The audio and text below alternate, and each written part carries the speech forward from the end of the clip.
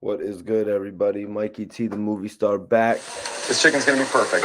You can describe it all day long, but you Let me get my live video situated. That's all good. Those are the ads that play before my videos, y'all. You are watching Mikey T, the movie star.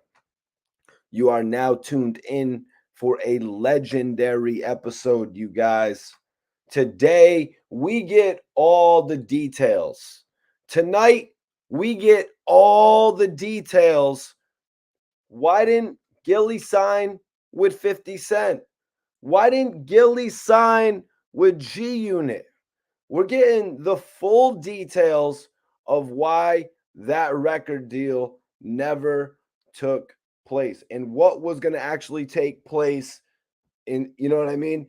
It wasn't going to be a G-Unit record deal, as everyone kind of elaborated on in the past, speaking on, oh, Gilly signing with G-Unit would have been epic. We're going to go over what 50 Cent actually said about that. We're going to go over what 50 Cent actually said about that himself tonight, you guys. Y'all know what it is. Mikey T, the movie star. I am your host. You are now watching the Mikey T, the movie star podcast. That's right, where we talk about the hottest news in hip hop, throwbacks, old conversations. We go over it all here.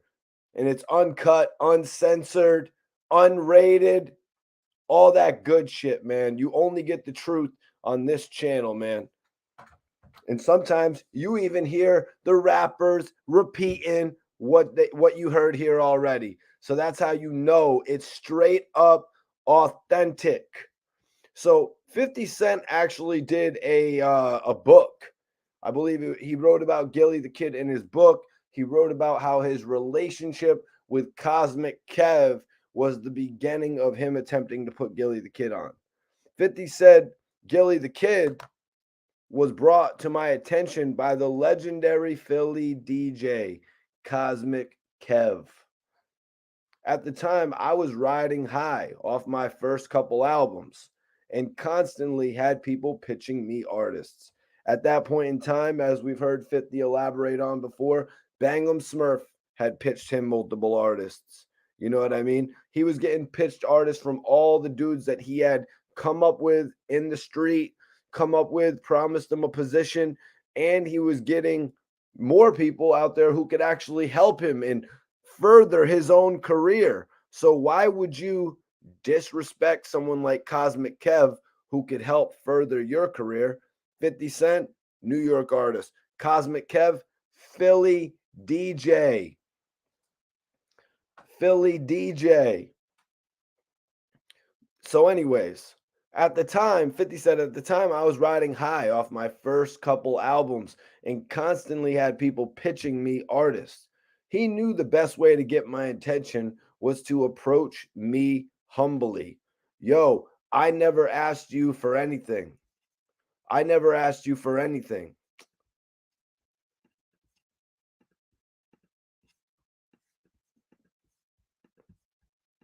Listen to this, you guys. Cosmic Kev apparently approached 50 Cent on some shit. Yo, I never asked you for anything, which was true, 50 said. But I need one favor.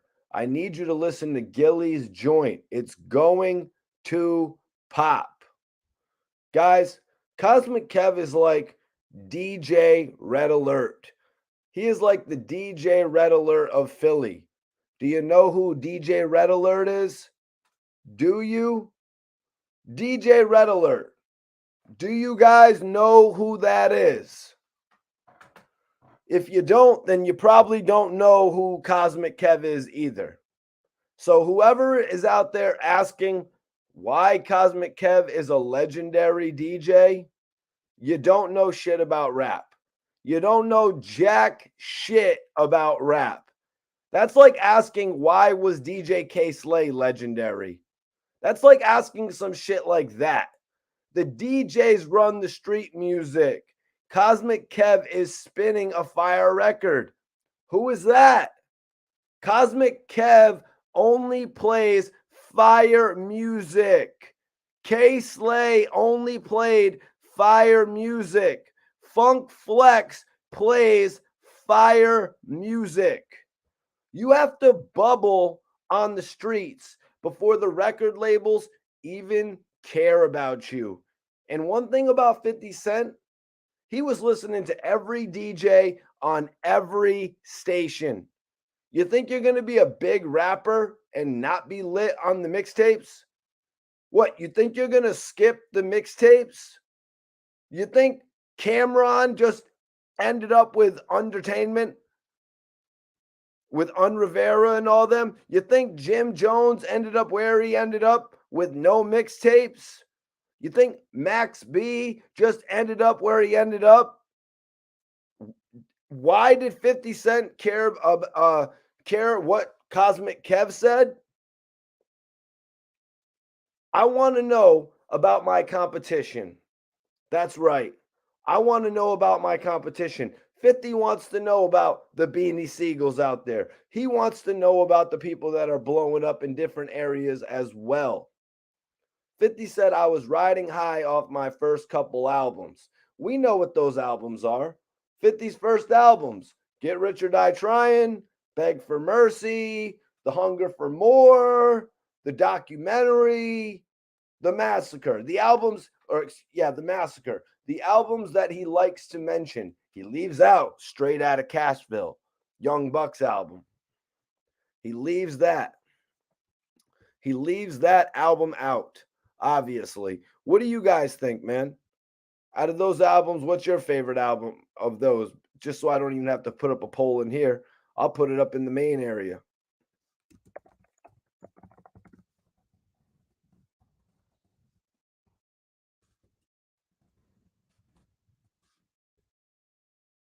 I'll put up a main area poll for that.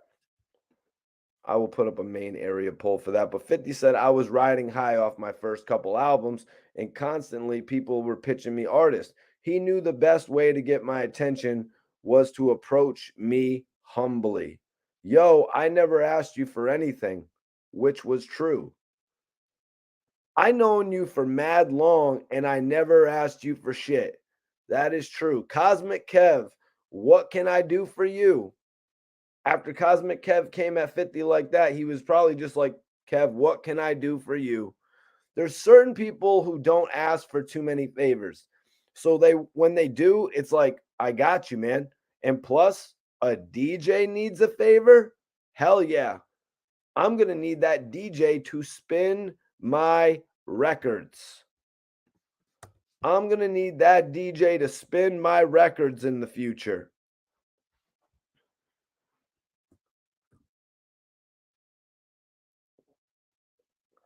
So when you get the opportunity to bless a DJ, it's like, hell yeah. It's actually better for 50 Cent because it's something he will be owed. You know what I mean? And then Cosmic Kev he's not even in his state, as I mentioned before. He can actually continue getting everything that 50's doing lit in Philly. Also, 50 is probably like, it depends on the favor. Is it money? Oh, no. It's to play Gilly for some big executives? Let me hear the song. So 50 plays the song, says, okay, I like this song. It might work. This sounds pretty good. See, if 50 didn't like the song, he wouldn't have did it. 50 liked the song. That was the key thing. It wasn't like Cosmic Kev was telling him to go up there and play some whack shit. It wasn't like he was telling him to go up there and play some trash and convince them that it was hot. 50 went on. He said, I like the song so much, I decided I would walk Gilly into Interscope. If you're not familiar with that term, it means instead of an artist instead of making him pitch his music to an A&R, I would personally take his music to the executives in charge. Share this video one time, you guys. So 50 was basically offering to walk Gilly into all the executives. Like when you hear Drake rap about the fact that he used to sit in the Universal lobbies, and then he used to walk through the Universal lobbies. You know what I mean? Playing his music and shit. Whole nother big deal. In one circumstance, you're unknown. In the other circumstance, you're actually walking in with the biggest artist in the music industry. And I just want to say, first of all, many people will never have that opportunity in life. You know what I mean? You, me, Gilly, nobody. You'll really never have the chance in your life to do something like that. I'm talking to like Hassan Campbell, even YouTubers, bloggers. Who's going to walk Hassan Campbell into an office and say, this is the next big blogger? Nobody. Nobody, baby. Nobody. Who walked Papoose in? Guys, in the chat, who walked Papoose in and said, this is the next illest rapper? Who was it that walked Papoose into the office and got him $1.5 million? Who got him a $1.5 million deal that Gilly probably seen, and Gilly probably said, I can get $1 million deal? No, it wasn't 50 Cent that walked Papoose into those offices. It was K Slay. Damn, if K Slay is saying this dude is next up and he's flaming these freestyles and he's doing things people haven't heard of, you know what I mean? Like the alphabetical slaughter. It's like, yo, this guy can rap the whole dictionary. This is the point in time when being a lyricist mattered. This is when it was like, you know, Big L is the nicest. New Herb McGruff interview coming soon too, you guys. This is that era, you know what I mean? Where if you wasn't on the drama hour, you wasn't lit. Share this video one time. Second of all, when an artist shops a single, do you know how many DJs you've got to butter up? You know how many DJs you got to be like, yo, man, what size do you wear? Get him some Jordans. What kind of jackets do you wear? Let me get you a Pele Pele. You know how many DJs you'd have to buy gifts for to even consider having them actually spin your record? You know what I mean? You can stand next to the DJ at the busiest, on the busiest night in the club, at the tunnel. You can stand next to the DJ, busiest night in the club at the tunnel, offer him $1,000 to spin your record, and he still won't spin it. How about that? You know how many DJs will tell you, oh, I like that, I'll get back to you. And then they're capping. Then you got the New York DJs who discount artists because of where he's from. You know, they look at it like Jay-Z is from Brooklyn. He messed with Beanie Siegel, and Beanie Siegel had beef with Gilly the Kid. You hearing what I'm saying right there? Because of the fact that this artist that you want played is beefing with somebody that is a New York's artist, we're not playing you. We want nothing to do with it. It's called politics, you guys. We're talking about Gilly the Kid getting the deal with 50 Cent tonight, you guys. Or getting the deal on the table, I should say. A lot of people are going to say, Mikey T, what deal are you talking about? Are you talking about Gilly the Kid signing with G-Unit? Because I've talked about this story in the past. And that was the thought. The thought was, oh, Gilly would sign to G-Unit. Because Gilly made blogs back in the day where he was like, you want me to finish it? Send that check. You want me to throw the rock up? Send the check. Gilly the Kid was fielding offers from all of the record labels back then, you guys. He was fielding offers from all the record labels. It's kind of easy to see somebody like Papoose signs a $1.5 million deal. 50 Cent signs a $1 million deal. So that's what Gilly wanted too. You know, I heard this one artist talking about he signed a $1 million deal.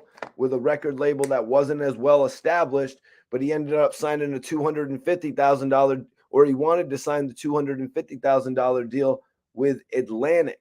Atlantic would have had a better representation for him, a better style for him, whereas the other label didn't really have no style that they wanted to put together, no representation. So sometimes it's not the biggest thing just to go for the $1 million. Sometimes you got to go for the crew that's going to hook you up with the potential. 50 Cent wanted to jump behind Gilly, and we're going to get into all this, you guys. We're going to get into all of this in detail. You know what I mean? I'm going to give you my detailed thoughts on this shit.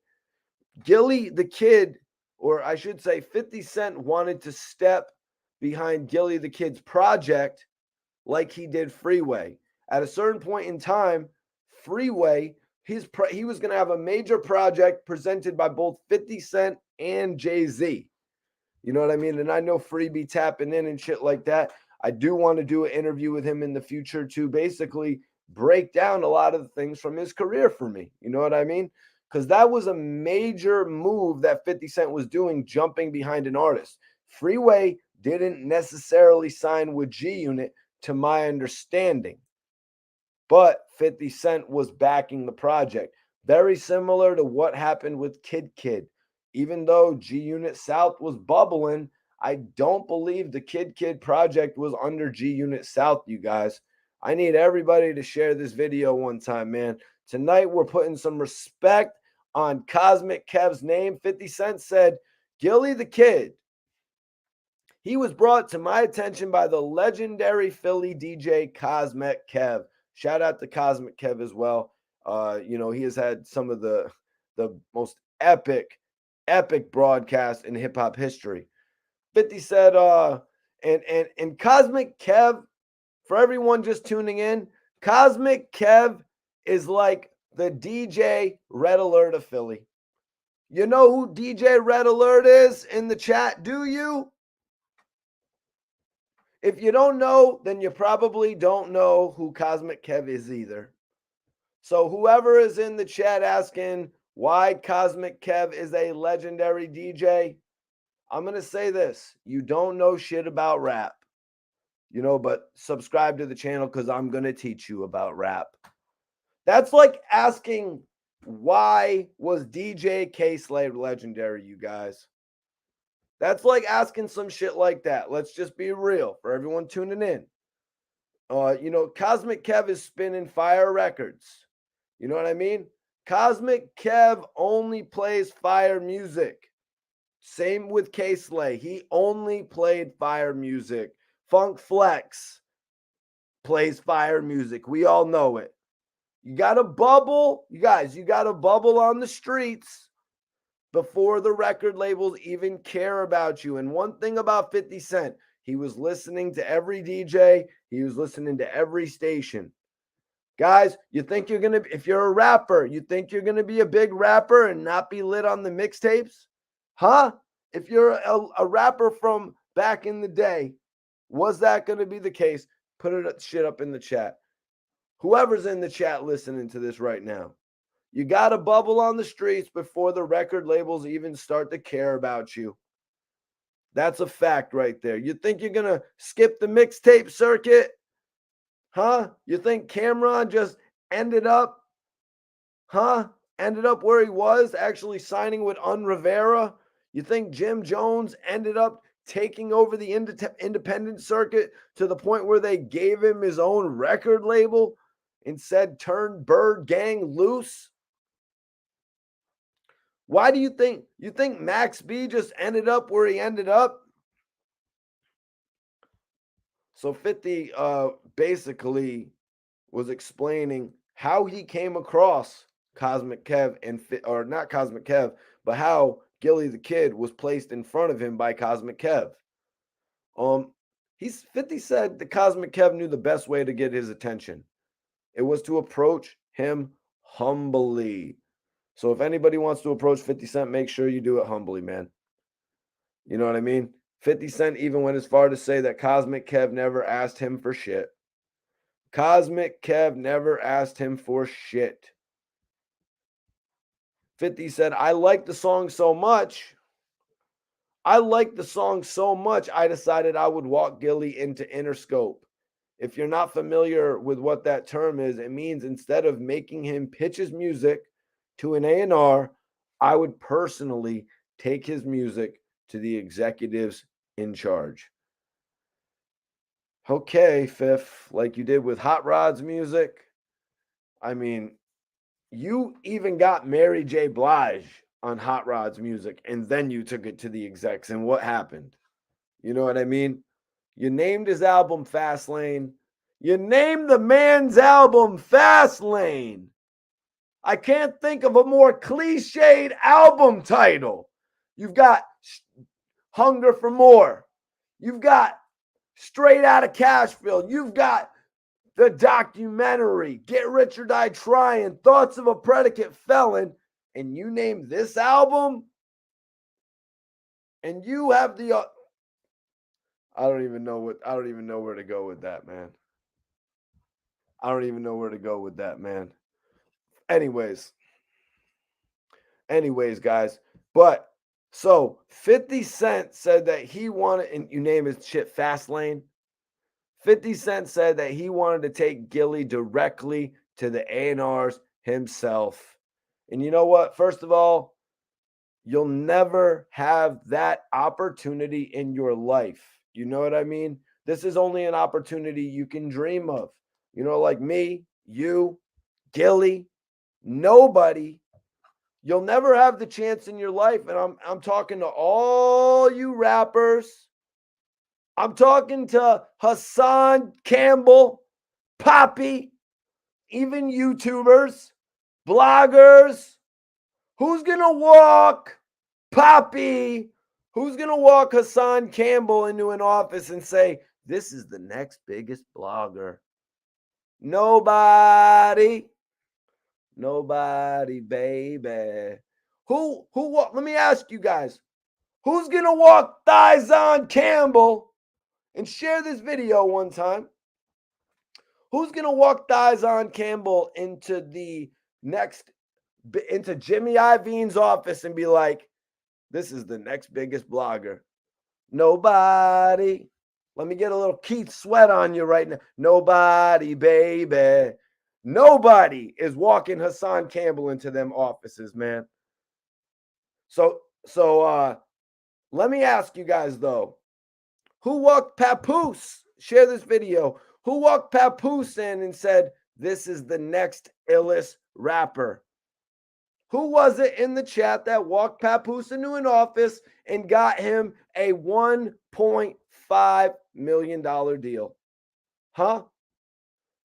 Guys, in the chat, put it up. Who walked Papoose into them offices, Jive, and got him a $1.5 million deal? A deal that Gilly probably seen. And Gilly probably said, I can get $1 million deal. Guys, it wasn't 50 Cent. It wasn't 50 Cent who walked Papoose into that meeting. It was DJ K-Slay. And damn, what did they say? Damn.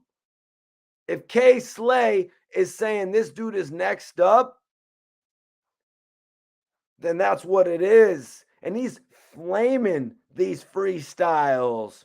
And he's doing things people haven't heard. Like I said, the alphabetical slaughter. This is the point in time, you guys, when being a lyricist mattered. If you wasn't on the drama hour, you wasn't lit. Second of all, when an artist shops a single, guys, you know how many DJs are out there that you got to actually butter up, buy gifts for to even have them consider spinning your record? You hearing me right now? You know how many DJs will tell you, I like that, right? I'll get back to you. And then they're capping, gone. You know what I'm saying? Then you got the DJs who are just like, yo, they don't mess with our people, so we're not going to mess with them. 50 Cent says, having someone walk you in, so we went back to walking Gilly into the Interscope offices. 50, having someone walk you in is something you want as an artist. It's especially valuable if the person walking you in just sold 25 million records for the label, right? And even if he didn't,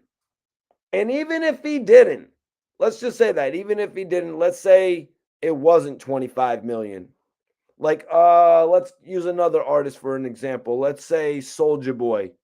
Let's say Soulja Boy walking you into an office and saying, "This is Famous Dex. Famous Dex is the new guy because I said so." Now, I don't know what you're thinking, Soulja Boy. Doesn't nobody take Famous Dex serious? But you're wrong. You know, a different level of respect. Whoever thinks that, you got to understand a different level of respect goes on your name because Soulja Boy walks you in. Soulja Boy walks him in and says, Famous Dex is next up. Hey, check his record. And the reason I'm telling you this is because this guy doesn't fit SODMG. And this record doesn't fit SODMG. Just like 50 responded. How did 50 respond, you guys? How did 50 respond? 50 said Gilly doesn't fit G-Unit. Gilly doesn't fit the G-Unit sound, is what 50 Cent said. Gilly doesn't sound like Banks. He's from Philly. I can't sign him to G-Unit. It would look kind of weird. He doesn't really fit with the G-Unit brand. That doesn't mean he's whack, though. But y'all can find a home for him. Y'all can find a spot for him. 50 probably didn't even want a cut of the deal. You know what I mean? He just did it as a deal for Cosmic Kev. Probably said, Cosmic Kev, if you want, you can take the 5%. I'm lit. I'm already got my deal with Eminem, so I'm going to break you off with that. Honestly, I could have seen something like that going through because honestly, 50 isn't the type of guy that wanted to hold up his artists. He wanted his artists to get drop dates as soon as possible. From the sound of it to me, every single artist he dealt with, he tried to maneuver them into a record release within the first year and a half of getting that artist signed to him. But then it got bloated. Everybody knows the G-Unit stream of releases got bloated. They couldn't really get more than 3 to 4 albums out in a year at the max. And then basically 50 had signed too many artists. So taking Gilly the Kid, bringing him to Interscope and getting him an outside deal within Interscope outside of G-Unit might have worked better. I never heard the deal actually broke down like that. I never really heard the deal broke down like that. I thought, and I think the majority of us in the chat always believed that this deal was for 50 Cent to actually sign Gilly the Kid under G-Unit. I think the majority of us actually believe that, and now we see it's something much bigger, and we're going to dip into that a lot more. I need everybody in here to share this video too. Share this video as well, man. Definitely appreciate everyone tapping in tonight. You're here with the #1 blogger on the internet. That's right. I got all these other bloggers scared. You know what I'm saying? I got all the other bloggers scared, but it's all good, man. They don't want to touch me, man. I'm hot fire out here. I'm not even talking about Dylon. You know what I'm talking about? I'm just hot fire out here on these YouTube streets. Shit is real. Shit is real. So make sure you subscribe because you ain't gonna get nothing but that raw and uncut, that solidified, that shit that's stamped over here. I'm with Mikey T, the movie star. And plus, I don't just comment on shit.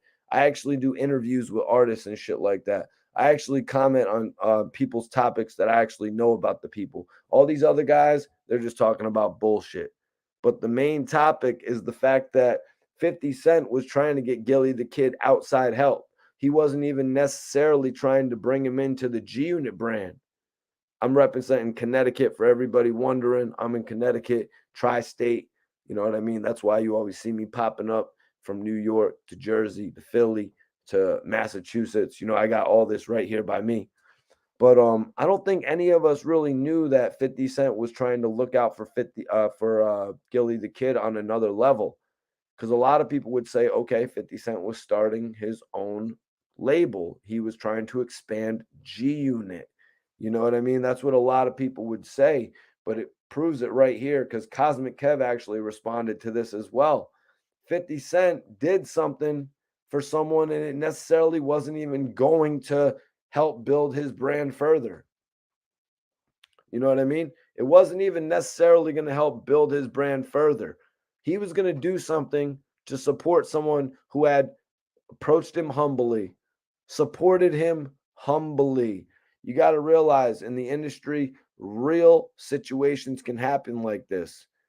Gilly the Kid was approached with many different opportunities from the major figures. You know what I mean? Getting a deal with, I want to say, who did major figures ended up signing with, guys? Was it Warner Brother? You know what I mean? To Gilly getting a solo deal with Suave House, maneuvering that into a partnership of some sort with Cash Money. Major Figures had turned down Jay-Z as well, I should have mentioned. You know what I mean? Because Major Figures was bubbling. You know what I mean? Major Figures was bubbling, you guys, in Philly. Did they get their just due? Did they get their just due? Probably not. Why? Because of the fact that their mixtape was released as a album. That's what it seems to be the case to me. You know, the label kind of wanted to, but now I'm drifting off onto another topic, but it is Gilly the Kid affiliated. A lot of people say why, or this is going to come up. It's uh what did Gilly do in the game? What history did he have in the game? I'm laying some of it out here for you. You know what I mean?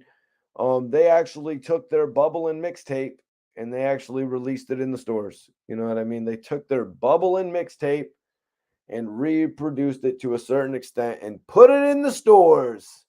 You know what I mean? Second hand material. It almost makes me think of like if 50 Cent's old G-Unit material would have been re-released. You know what I mean? Like if 50 Cent, all that old G-Unit material where he was spitting over the industry beats, if he would have reproduced those hooks. You know what I mean? You could think like, oh, damn, 50 gave all of his dope ass hooks away to the mixtape scene, but at least they didn't reproduce them, man. And I don't think that's necessarily what the major figures wanted to do because all those guys from Bump and Dutch and Ab Lava and Gilly and shit, Wallow was locked up after, coming up with the idea for major figures after seeing the way that the game was going. Share this video one time. We only talk about real shit in here. Them other guys don't know it. Hassan doesn't know this information because he was locked up or pretending to be locked up. So other bloggers aren't going to be able to tell you this shit because I lived through it. Sorry. Dude's like, oh, I'm sorry. Yeah, I was living through it. Even the dudes, let me just chill out real quick. Get that through. Get that through. What's up, y'all? You know, I'm smoking that loud pack tonight. You know, we're on some shit tonight. Because 50 Cent finally revealed it. Well, this is honestly, I've heard smaller clips of this. I've gone over smaller clips of this, but this one is in a little bit more detail, you guys. This one is in a little bit more detail. 50 said, I played Gilly's songs for one of the top executives. At first, they weren't as sold as I was. Then I told them my plan. Yo, I don't think it makes sense to put Gilly on G-Unit, I explained. 50 Cent straight up told Interscope, we're not going to go the same route that I went with the game. Oh, fifth. What do you mean? It worked so well when we took a West Coast artist and we put him in G-Unit. Yeah, game, look how many people you screwed that up for. Because you had to be unloyal. You had to tarnish the brand that 50 Cent created. The brand that actually gave you a platform to sell records as well. Your plan backfired on you, game. You went from 580,000 sales to 360,000 sales to 226,000 sales. Your plan backfired on you, man. You thought you were going to go at G-Unit. That's why J Hood used the example of 50 Cent. He's going to do what Ja Rule 50 did to Ja Rule. It wasn't what Game did to 50 Cent. You know what I mean? Look what 50 Cent's doing right now. 50 Cent is producing some of the best television shows on the market. The Game is producing some of the worst hip hop albums that I've ever heard. 50 said, I played Gilly's songs for one of the top executives. At first, they weren't as sold as I was. Then I told them my plan. Yo, I don't think it makes sense to put Gilly on G-Unit, I explained. I don't think his sound will match what we were doing at the time. And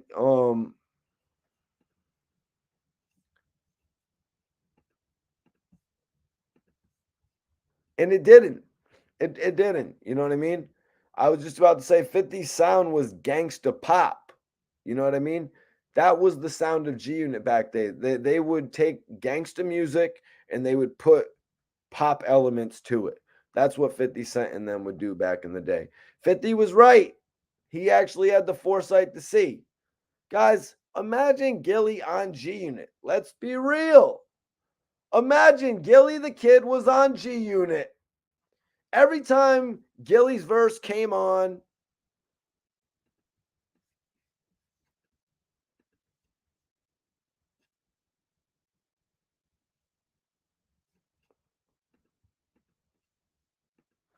yeah, share this video, y'all. Share this video. Hit that like button. Share this video. You know we're going crazy with it tonight. We're talking our shit tonight.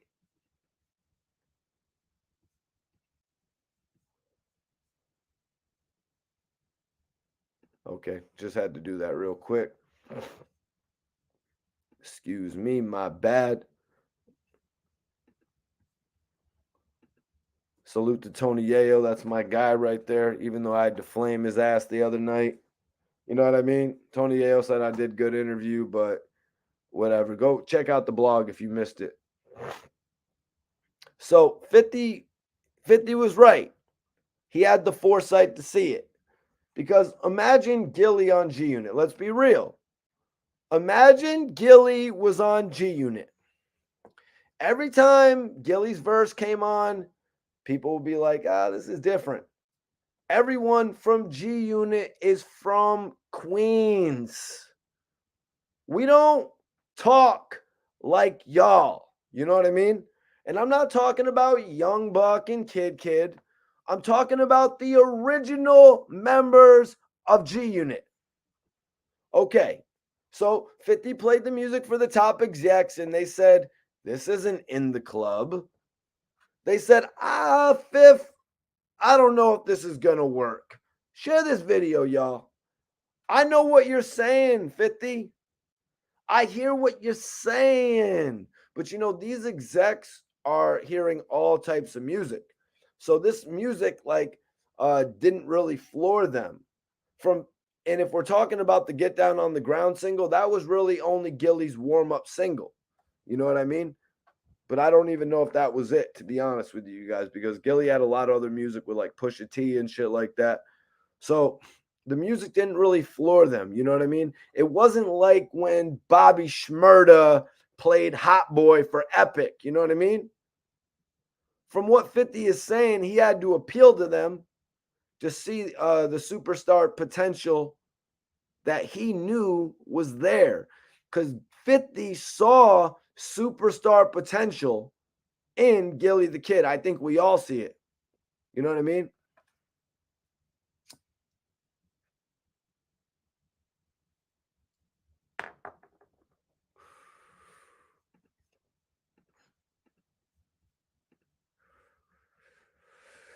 You know what I mean? Like, he didn't wow him because, first of all, Gilly wasn't even there for the meeting. You know what I mean? So he didn't really have an opportunity to put on a show like Bobby Shmurda.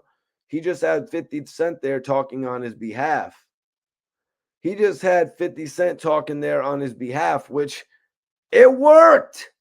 You know what I mean? It worked. I remember the story that 50 told about helping Mano out. I think 50 had said something along the lines that he would have wanted to sign Mano to G-Unit if he could have.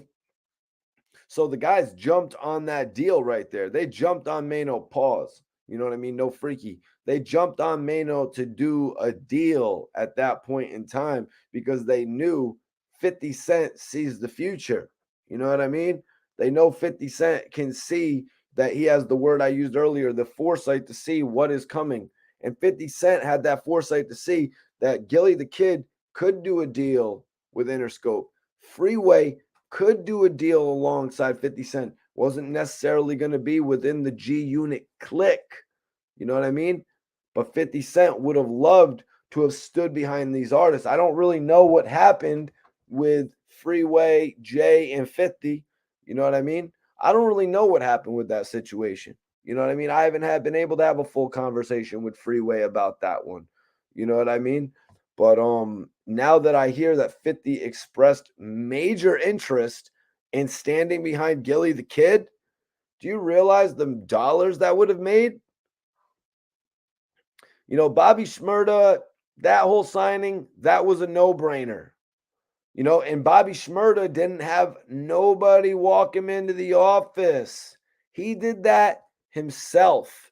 So basically they said, the song is average. I don't know, 50. What's this guy's track record? What's this guy's track record?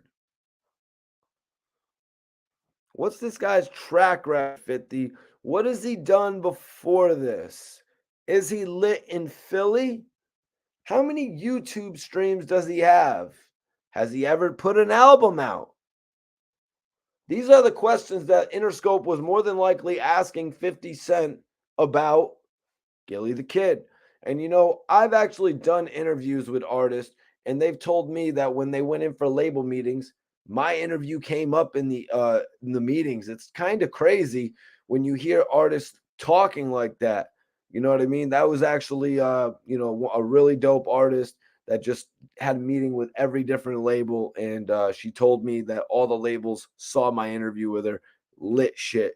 For everybody that's new in the channel, what's good? I'm Mikey T, the movie star. I've been blogging since like 2009, done some epic interviews with the likes of Lil Wayne, Rick Ross, Max B. French Montana actually took my interview with Max B and used it on the intro of his Excuse My French album. Definitely appreciate all the new subscribers. Make sure you hit that like button and subscribe if you haven't yet.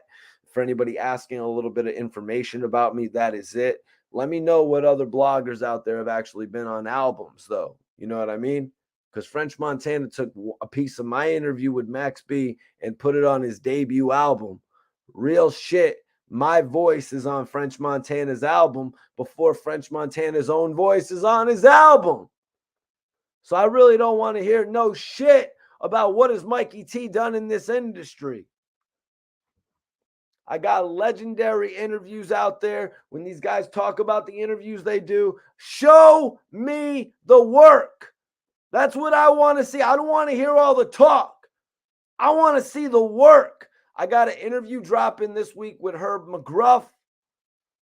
Salute to my guy Smart for jumping on the channel this past week. We're putting out some great material. He blessed me with an epic interview. Turk was just on the channel from Hot Boys, Cash Money, Baller Blocking. You know, my guy Turk always shows love. Kid was just on the channel the other night, man. I appreciate everybody that be tapping in. So let's get back into it, though. 50 said, this is what he actually told him. 50 told Interscope about Gilly, if you sign him, I will give him my full support. That means 50's putting the hook on it. We saw what 50 did for Banks, Buck, Game, Yayo.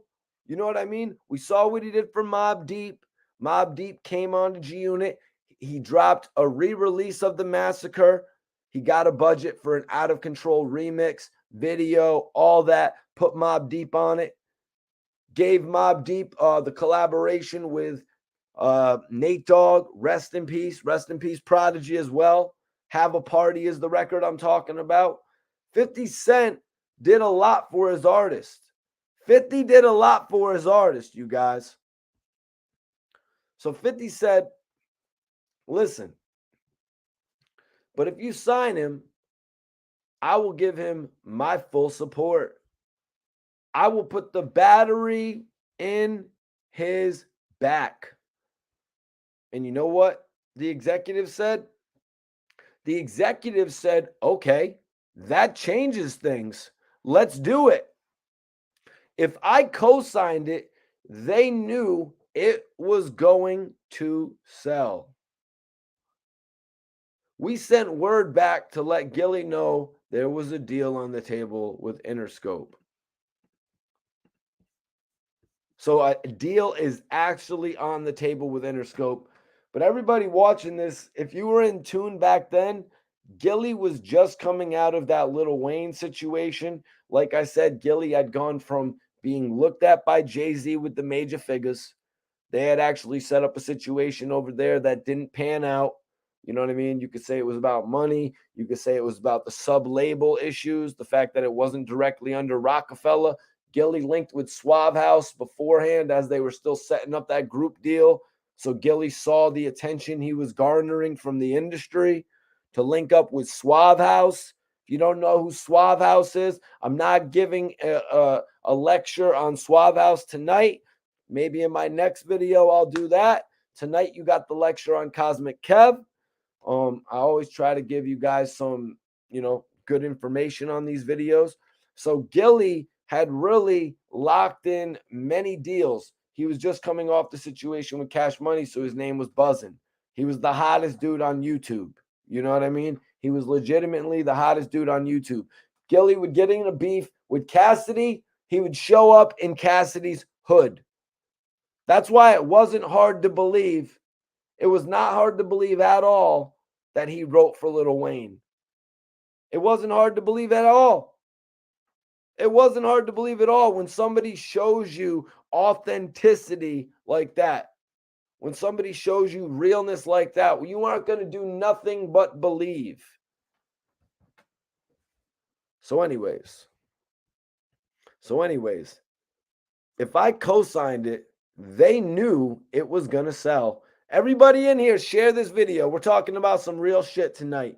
We sent word back to Gilly, let Gilly know there was a deal on the table with Interscope. So all of a sudden, you guys, it goes from he's not all that. You would be willing to work with him directly and co-produce his project? Now that's different. Because even Eminem, you guys, it was like, who's this guy, Eminem? We're not so interested in Infinite. Infinite isn't all that. I honestly don't see this working. A white rapper? Oh, wait. Dr. Dre? Dre, you're willing to get behind him?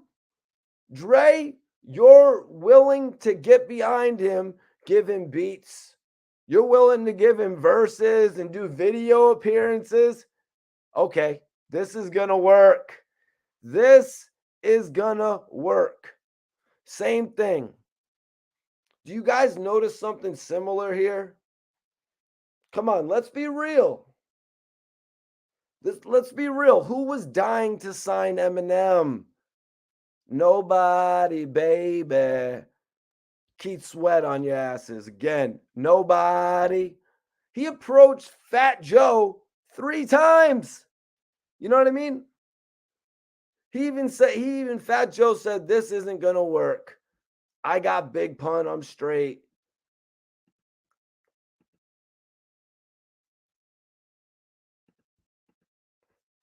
I got Big Pun. I'm straight. He tried to link with him. Eminem was rapping about, his mom and putting people in trunks.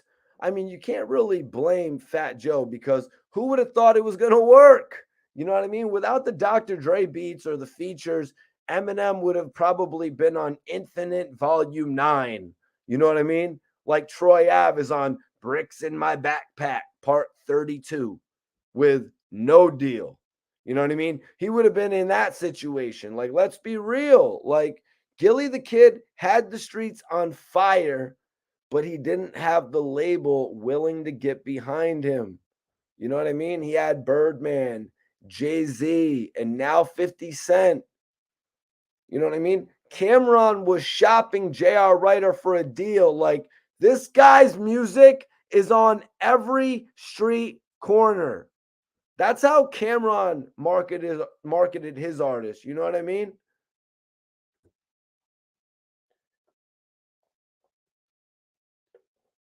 That's how Cameron marketed his artist, man. People were asking, you know what I mean? When 50 told Interscope, believe in him. So they said, this is going to work then. The same, you know, when Dr. Dre said he believed in Eminem. Snoop Dogg, I mean, come on. Snoop Dogg thought his rhymes were whack. Warren G brought his tapes to Dre. Snoop's throwaway rhymes, y'all. The rhymes he thought were corny. They were literally the rhymes that got him signed. 50 said, I forgot how much they were offering. Like I brought up the money earlier, man. You can get $1 million deal, you know what I mean? Which Gilly actually did speak on getting in the past. You can get $1 million deal, but end up not having any real backing. You know what I mean? You can have the bread, and there's a point in time where a lot of dudes are putting money into World Star and money into their own independent promotions because they saw everybody else do it on the independent scene. But it's just not the same as having a real marketing monster behind you, which is what artists like 50 Cent need, artists like Ja Rule need, artists like Gilly the Kid need. You know what I mean? They need the big machine behind them to push them. We saw 50 Cent signed to Columbia. You know what I mean? We saw what happened when Columbia put out a few different artists. You know what I mean? We've seen artists signed to Jive. You know what I mean? We've seen Mobb Deep over there. We've seen Papoose over there. We've seen the way that these projects have played out. You know what I mean? When they're signed with record labels that don't really understand the product. You know what I mean? Even in some cases, Interscope hasn't understood product. And that's why people like 50 Cent and Suge Knight have actually abled themselves into other Interscope owned projects and entities. Like, please help us understand this. Please help us fix this situation. That type of shit, you guys.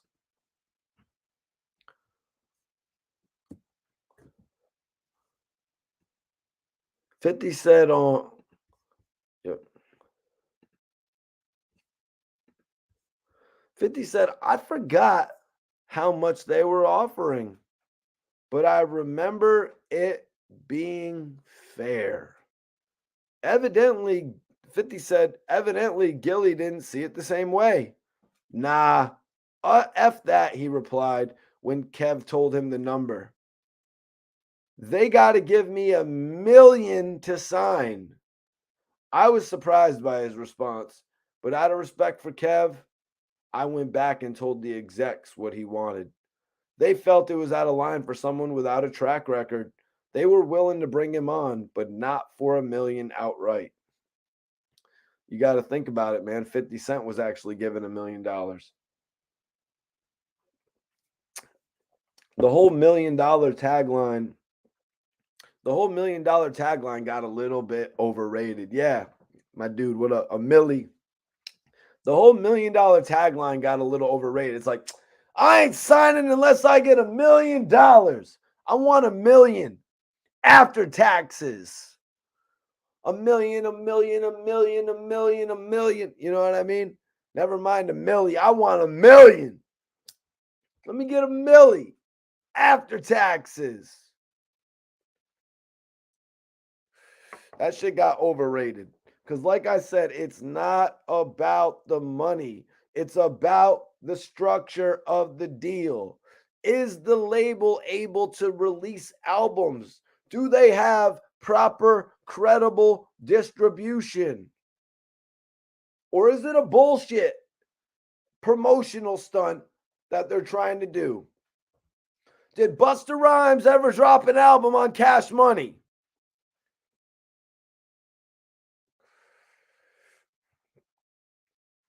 Did Bow Wow ever drop an album on Cash Money? Shit, if you're putting up a little signing bonus, if you're putting up a signing bonus of $200K, if you're giving me a $75,000, $100,000 shopping deal, because y'all know shopping deals exist. You know what I mean? French Montana and Akon, I believe, had a shopping deal. You know what I mean? It's not like the deal with Diddy when he signed him outright. We got the distribution. It's in-house. Bad boy. You know what I mean? In-house, baby. Nah, we're going to outsource you. I'm bringing you in. I'm going to take you around. Like 50 said, I'm going to bring him to the execs.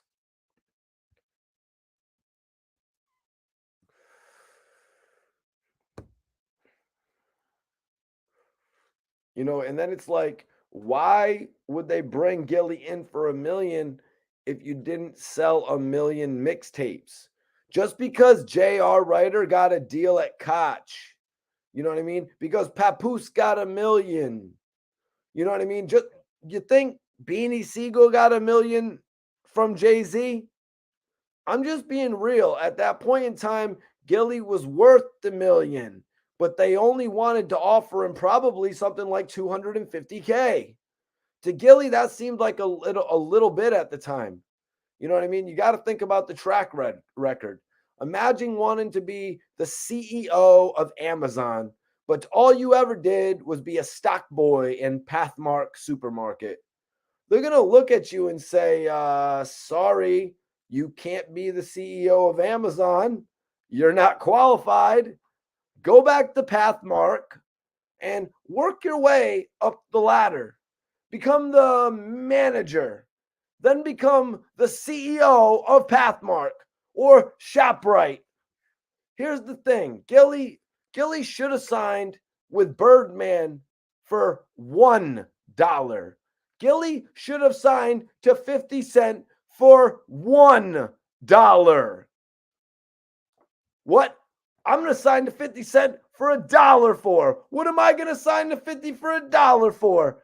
Here's why it's a good deal. There's so many ways to monetize when 50 Cent, when guys like Birdman attach to your brand. 50 Cent had headphones, G-Unit clothes. You could have had G-Unit Gillies. G-Unit Gillies made by Reebok. Go get you some. Go get you guys some G-Unit Gillies made by Reebok. 50 Cent's got SMS. Gilly will get you the GMS. There's a new mixtape or a project on iTunes.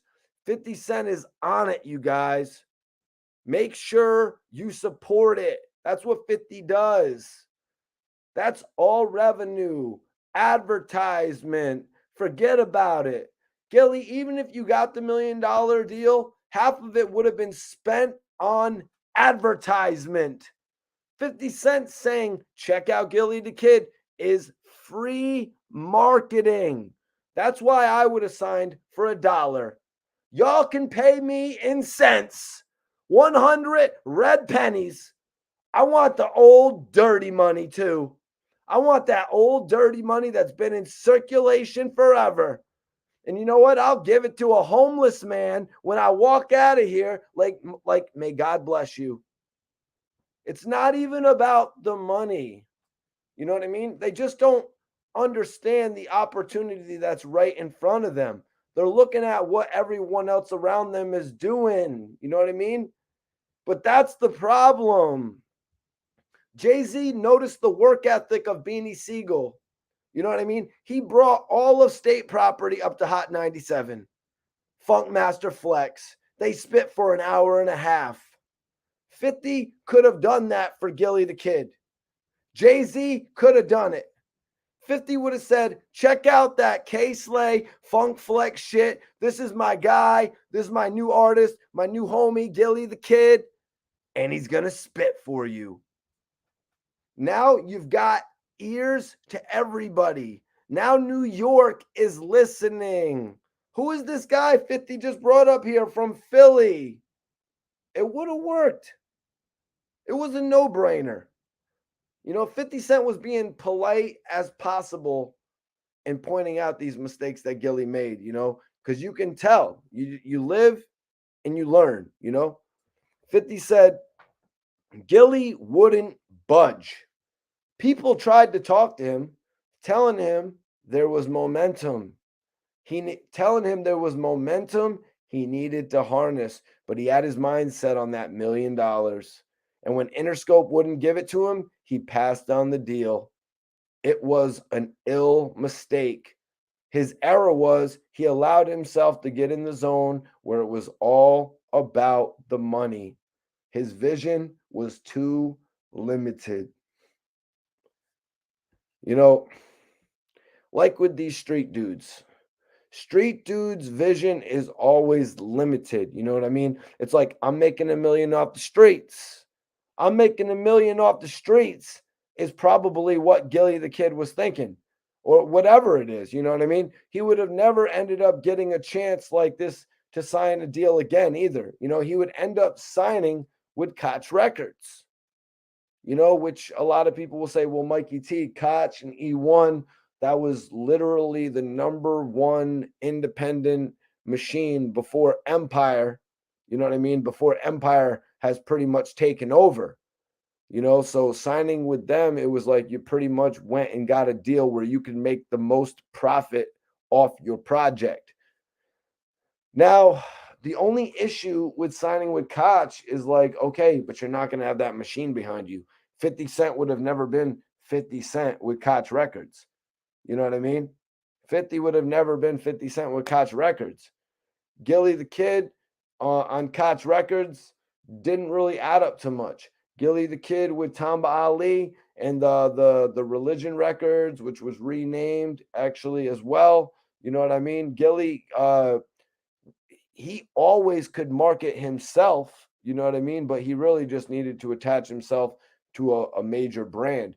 He always had great ideas. Linking up with Jeremiah, dude became the hottest R&B singer. You know what I mean? Gilly had intuition. Gilly had that foresight to do certain things, but he just didn't have the marketing monster behind him, the marketing machine behind him to present all of his shit. 50 Cent heard the music.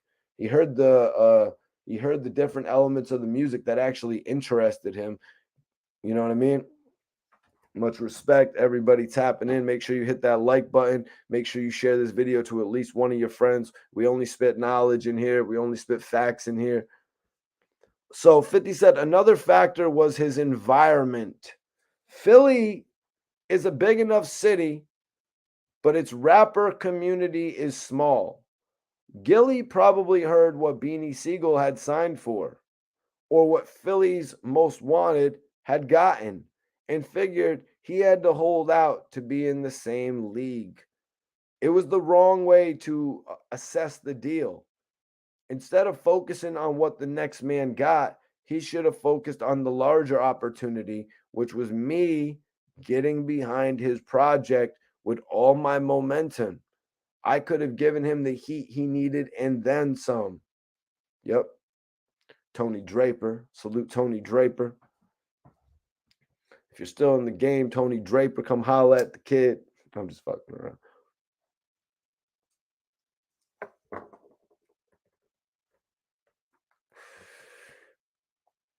So right there, man.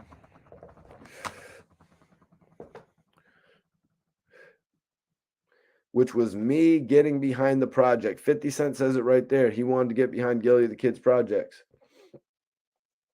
He wanted to get behind Gilly the Kid's project, man. I wouldn't have been shocked if 50 actually wanted to sign the whole Major Figures. You know what I mean? Just because they had taken interest with Jay-Z earlier. And you know what I mean? 50 was always trying to compete with Jay.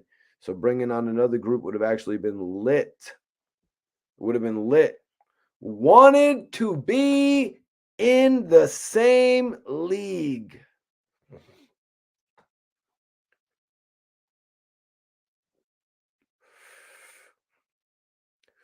I say this with all due respect.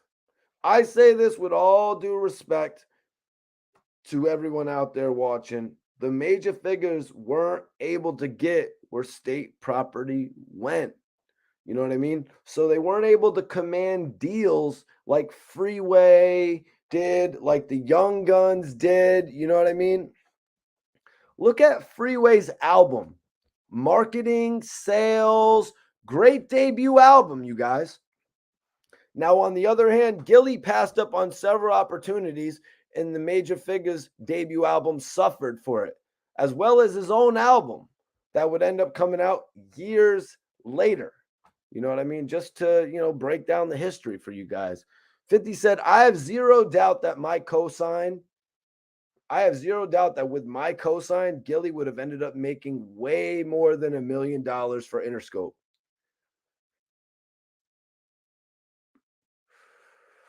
That's crazy. It's true. It's absolutely true. You know what I mean? The way that 50 Cent wanted to attach himself to Chief Keef as well. You know what I mean? Showing up to Vegas with Wiz to shoot the Hate Being Sober video. The way 50 actually attached himself to a lot of these artists was a really commendable thing. I got to give it to 50 because he was the hottest shit smoking. Who was another diamond selling artist at that time? You know what I mean? With all due respect, Jay-Z wasn't doing those numbers. Jada wasn't doing those numbers. Fab wasn't doing those numbers. You know what I mean? With all due respect, these guys weren't doing the numbers that 50 Cent was. You know what I mean? So for 50 to really want to stand by these guys, it shows how authentic he was, man. Shows how real he was and shit like that. I mean, were there other things that he could have possibly done? Sure. You know what I mean? But he did a whole hell of a lot. There's things that he's done that people have not even seen. Like you hear Jim Jones talking about it with Queen's Flip. You know what I mean? There's just things in that interview that Jim Jones talked about doing that you would never know. You know what I mean? So you got to put some respect on these guys and everything that they tried to do. You know what I mean? You can't walk 50 different people onto BET 106 in Park, but 50 Cent sure as hell walked 3 or 4 different people on there. You know what I mean? Should it have been more? Yeah. But 106 in Park isn't even around to this day and age. It probably is, but it's not the same thing as it once was. The whole game has really changed to a certain extent. 50 said, I have zero doubt that with my cosign, Gilly would have ended up making way more money than $1 million for Interscope. Instead, he signed somewhere else and several years later released an album that didn't get the proper support or attention. That was pretty much it. He never had his moment despite his proven skills. Today, Gilly is a respected OG on the Philly scene and has a poppin' podcast, but never experienced the level of success he should have as a rapper. Make sure to point that point in there. You know what I mean? As a rapper, you know what I mean? Because that's really all there is to it.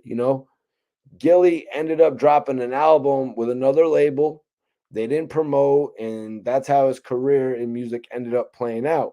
He has a major podcast now, but there's no doubt in my mind that Gilly would have been one of the best rappers to ever do it because he has that charisma. I don't know why it didn't work. His career was supposed to work. Gilly in his, in his wildest dreams, didn't think that he would be a podcaster, but ultimately things worked out for Gilly the Kid.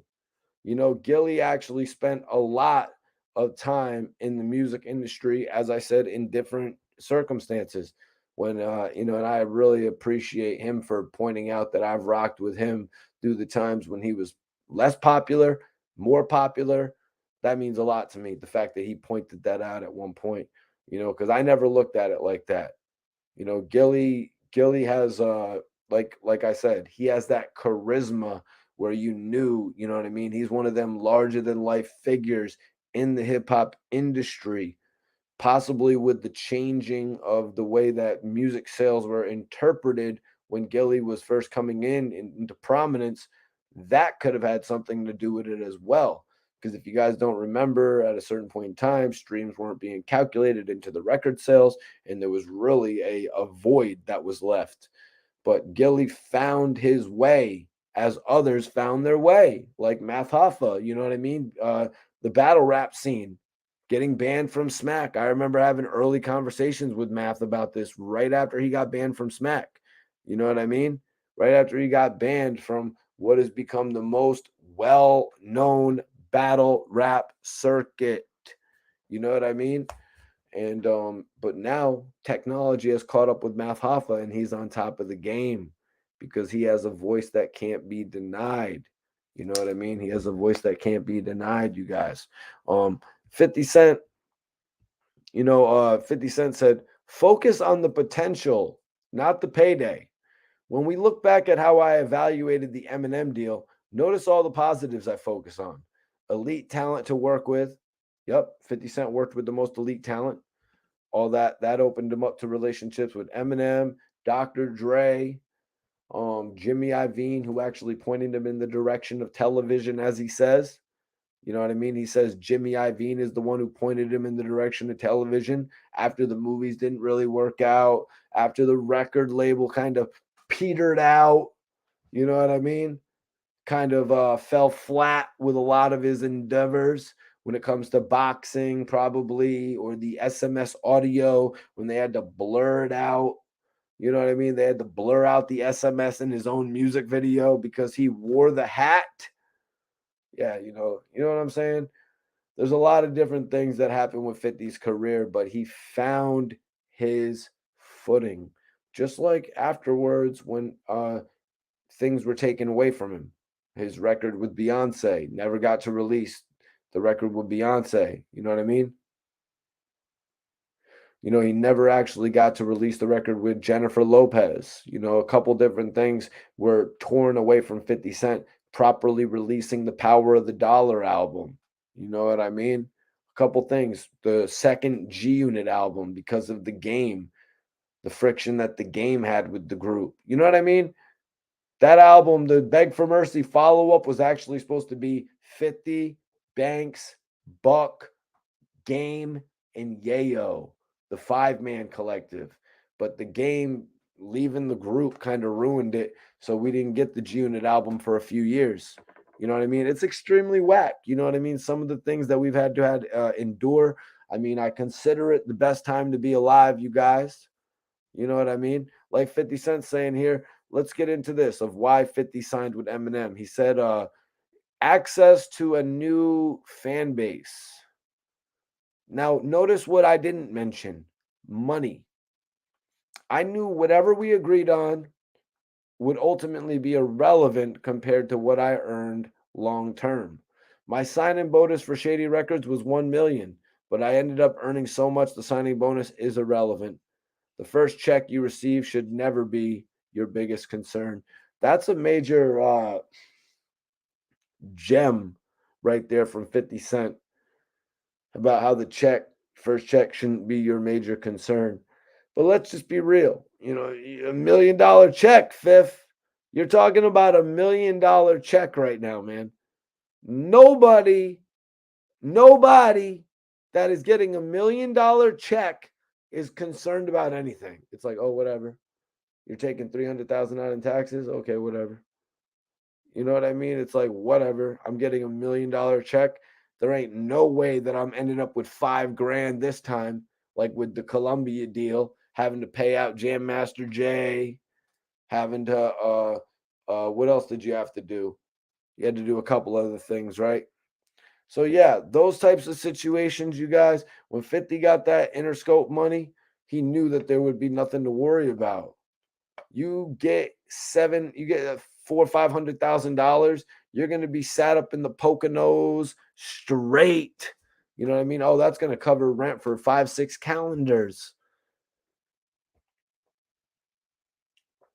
But he's right. That check, that $1 million is irrelevant. That $1 million is irrelevant. You know what I mean? Compared to like other artists, their biggest thing is the check. If your biggest thing is the check right then, You're being too small-minded. You know what I mean? It's like I said to Kid the other day. His concern with G-Unit should have been making $50 million. You know what I mean? You know what I mean? This is goals that you're supposed to have. You know what I mean? Not worrying about petty change, not worried about small things. You know what I mean? And shout out to Kid. He's just dropping another video as well. I was about to have Kid come back and talk on some other topics, man. But Kid, salute my brother. Everybody go subscribe to Kid's YouTube channel if you're not. He's always dropping new videos and shit. And I really appreciate him coming on for one of my recent live interviews. But I got an interview coming up with Herb McGruff, y'all. We're talking about Big L, of course. We're talking about all different types of shit, going way back into the life of Herb McGruff. I really appreciate him for the opportunity.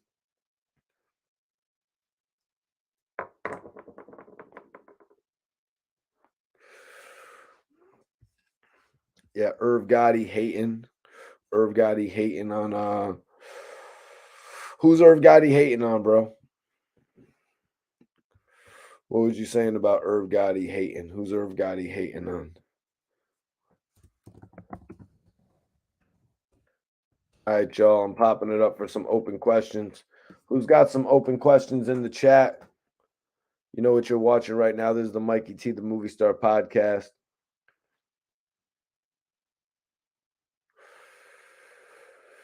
You are watching the Mikey T, the Movie Star Podcast right now, you guys. Make sure you subscribe right now. You don't want to miss no episodes of this shit that I be doing. I be saying the most off the wall, historically accurate shit as well. You know what I mean? So you're going to learn something. You know what I mean? So you're going to learn something when you come here.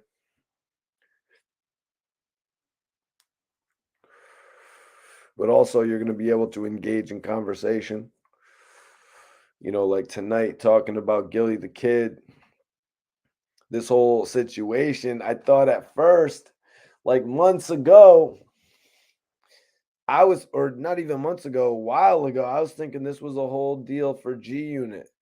I was thinking that 50 was, because 50 had went out to Philly at one point and started filming some sort of a G-Unit Philly type of situation with a lot of guys from out there. And I really wasn't sure what the hell was going on. My guy Tone Trumpet told me it was some sort of a reality show. And, reality shows were big back then. So I thought 50 was going to do some really, really intriguing marketing like that. But then it's like, yo, you got Gilly shouting out G-Unit. What's 50 going to do? Because I knew Gilly wasn't going to go be a part of the group. But I was thinking Gilly would have just been a solo artist representing G-Unit Philly. Would it have been called G-Unit Philly? No. It was not going to be called G-Unit Philly. It was going to be called G-Unit East, the East Coast G-Unit. Just like G-Unit West, just like G-Unit South. You know what I mean? All respect to Philly. I don't think it was going to be G-Unit New York. Anybody in the chat know? It was just going to be G-Unit, right? That would obviously just be G-Unit, because then you have your offset branches, your G-Unit West, which was going to be Game and all the Game's artists. G-Unit West, a.k.a. the Black Wall Street. G-Unit South, a.k.a. Cashville Records. Yeah, 50 was setting all these dudes up to have their own dynasties, man. He was about to start branching out like BMF, but on some real G-Unit music selling shit. And these guys had to ruin. You got the one guy who wants to be 50. We all know that's the Game. We got the one guy who wants to be 50. We had the other guy who wanted to get high. You know what I mean? You had the one dude who made the cash and decided to bounce. Yayo was loyal as hell. What else? Who else do we have? Smurf. Smurf just couldn't stop. You know what I mean? Smurf was like Scarface. The dude just couldn't stop. You know what I mean? Shorty Low, rest in peace, Shorty Low. Shorty Low actually got put in position when Young Buck couldn't do his job. I kind of looked at it like that. When Young Buck wasn't running G-Unit South properly, 50 did that deal with Shorty Low. I did an interview with Shorty Low, and he explained to me that he was bringing artists from the South to G-Unit. You know what I mean? He basically had worked that out with a label situation. So Shorty Low had taken over G-Unit South. But nothing came of that because at that point in time, you guys, 50 had lost his credibility for record sales. After about 2006, little scrappy.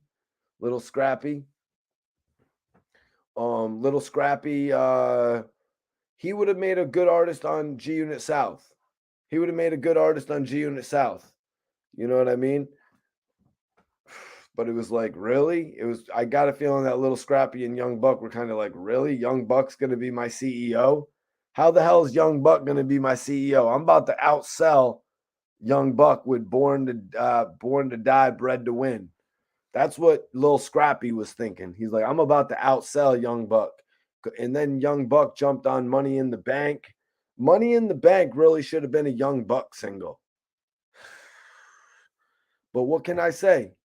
Back then, I wasn't in position at G-Unit Records to make shit go better for them. You know what I mean? What can I say? Yep. Rest in peace, Maserati Fox. Rest in peace, G-Baby. G-Baby was a real stand-up dude. He actually did an interview with me one time. I had met him with Frenchie in the Bronx at PMS Radio back in the day when PMS Radio was doing their thing. Yeah, G-Baby was one of a kind, man. G-Baby was one of a kind, and he kept it ultimately real with me.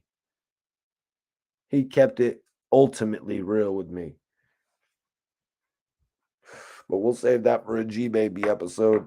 You know what I mean? Because I did an episode on Maserati Fox. Me and Maserati Fox had whatever type of issues we had. Maserati Fox had ended up reaching out for to do an interview with me as well. Because, Maserati Fox always had people around him that were acting as his management. From my understanding, I had talked to several people within his management who reached out to me.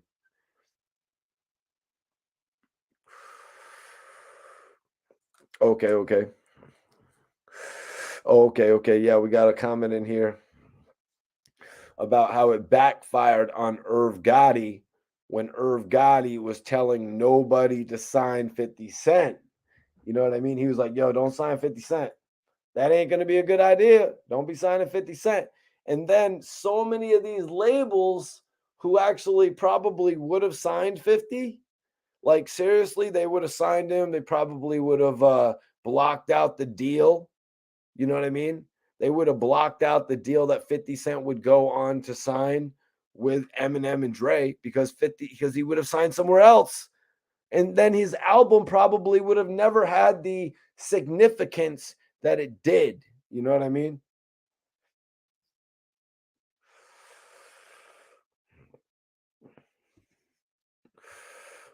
Okay. So, y'all, Gilly Da Kid was mentioned in a 50 Cent clip released from his book, where he said that he was brought to my attention by the legendary Philly DJ Cosmic Kev. At times, I was riding high off my first couple albums and constantly had people pitching me artists. 50 Cent said he knew the best way to get my attention, referring to Cosmic Kev, you guys. He knew the best way to get my attention was approach me humbly. Yo, I never asked you for anything, which was true. But I need one favor. I need you to listen to Gilly's joint. It's going to pop. Woo! Imagine getting that call. You guys.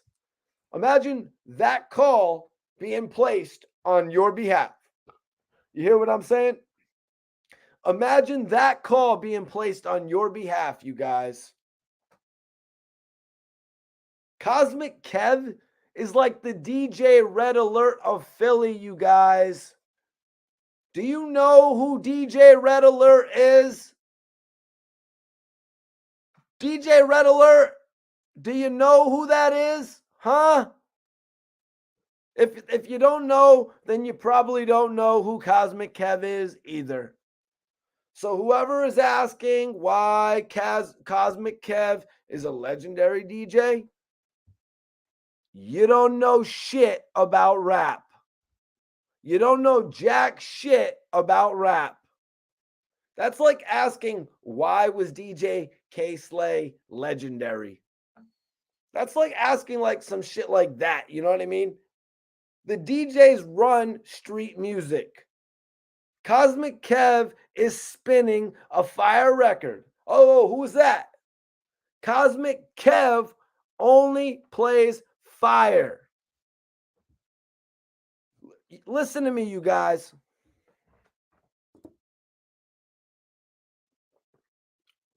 And share this video. We're going back into it for everybody that's just tapping in. Listen to me, y'all. Let's get back into this, man. 50 Cent was listening to every DJ on every station. Do you think you're going to be a big rapper and not be lit on the mixtapes? You think you're going to skip the mixtapes? Do you think Cameron just ended up with Unrivera? You think Jim Jones ended up where he ended up with no mixtapes? How about Max B? This is me starting from the top, geez. You think Max B just ended up where he ended up? Why did 50 Cent care about what Cosmic Kev said?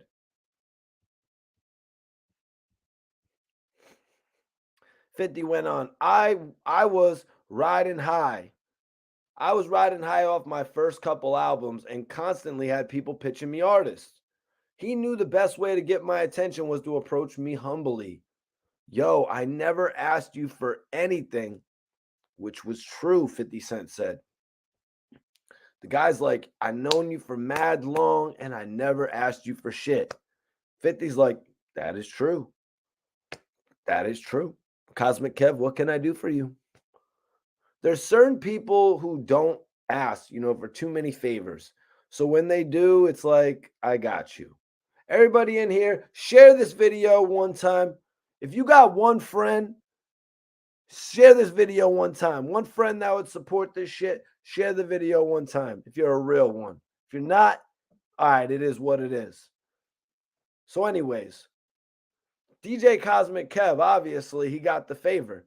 50's like, I got you. And plus, a DJ needs a favor? Hell yeah. I'm going to need that DJ to spin my records. So it's like, hell yeah. It's actually better for 50 Cent because it's something he will be owed. And Cosmic Kev isn't even in 50's state. He can get him lit in Philly, you guys. But it also depends on the favor. 50 probably had to ask, is it money? Oh, no? It's to play Gilly? It's to play the Gilly joint for a couple bigwig execs? Let me hear the song. 50 plays the song, says, okay, I like the song. This might work. This sounds pretty good. See, if 50 didn't like the song, you guys, he wouldn't have did it. 50 liked the song, and that was the key thing. It wasn't like Cosmic Kev was telling him to go up there and play some whack shit. It wasn't like he was telling him to go up there and play some trash and convince him it was hot. So 50 Cent went on. He said, I like the song so much, I decided I would walk Gilly into Interscope.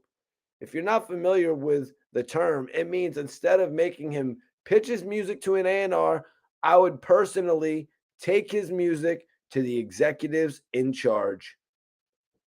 You know what I mean? First of all, I just want to say, like, you will really never have that opportunity in your life. You, me, Gilly, nobody. You'll never have that chance in your life. And I'm talking to all you rappers. I'm talking to Hassan Campbell, YouTubers, bloggers. Who's going to walk Hassan Campbell into an office and say, this is the next biggest blogger? Nobody, baby. Who walked Papoose in and said, this is the next illest rapper? Who was it? Who walked Papoose into an office and got him $1.5 million? Who got Papoose the $1.5 million deal? The deal that Gilly probably seen, and Gilly probably said, I can get $1 million deal. No, it wasn't 50 Cent, you guys. It was DJ K Slay. Damn, if K Slay is saying this dude is next up, and he's flaming these freestyles, and he's doing other things that people haven't even heard, you know, things like the alphabetical slaughter. This man is rapping the dictionary. You know what I mean? This is literally that point in time when, you know, being a lyricist mattered. This is when it was like Big L is the nicest.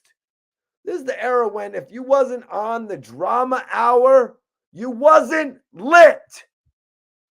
Second of all, when an artist shops a single, you guys, you know how many DJs you've got to butter up? You know how many DJs you got to be like, yo, man, yo, what size you wear? Jordans? Yo, what kind of jackets you like? What kind of jackets you wear? You want the Pele Pele? You know how many DJs you'd have to buy gifts for them to even consider having them spin your record? You can stand next to the DJ at the busiest night at the tunnel and offer him $1,000 to spin your record, and he still won't spin it. How about that? You know how many DJs will tell you some shit like, I like that, right? I'll get right back to you. And then they're capping. And then you got the New York DJs who discount an artist because of where he is from. They look at it like Jay-Z is from Brooklyn. He messed with Beanie Siegel. And didn't Beanie Siegel beef with Gilly the Kid? Do you guys see where I'm going with that? And tell me I'm lying. I'm just explaining how it really works out here. I've seen it firsthand. In the clubs, in front of my eyes, you guys. 50 said, having someone walk you in is something you want as an artist. Damn right. It's especially valuable, 50 Cent said, if the person walking you in just sold 25 million records for the label. Right, Gilly the Kid voice. And you know what? Even if he didn't sell 25 million, imagine. And guys, I got a new interview coming up with Herb McGruff. Interviews out right now with Turk, interviews out with Kid, all types of new interviews out with Smart. Salute my brother Smart. Guys like that, all these dudes always welcome to join me on live as well. Imagine Soulja Boy, you guys. Let's just talk about somebody else bringing someone into an office. If you're an artist, please comment on this. Imagine Soulja Boy walking into an office and saying, this is Famous Dex. Famous Dex is the new guy because I said so. Now, I know what you're thinking. Soulja Boy? Don't nobody take him serious, Mikey T. But listen, you're wrong. A different level of respect goes on your name if Soulja Boy walks you in and says, Famous Dex is next up. And hey, check out his record. And the reason I'm telling you this is because the guy doesn't fit with SODMG. Just like 50 responded, 50 said Gilly doesn't fit with G-Unit. He doesn't sound like Banks. He's from Philly. I can't sign him to G-Unit. He doesn't really fit the G-Unit brand. That doesn't mean he's whack though, but y'all can find a home for him. Y'all can find a spot for him. 50 probably didn't even get a cut of the deal, you know? He just did it as a favor and a deal for Cosmic Kev. 50 said, I played Gilly's song for one of the top executives. At first, they weren't as sold as I was. Then I told them my plan. Yo, I don't think it makes sense to put Gilly on G-Unit. I explained. I don't think his sound will match what we're doing at the time.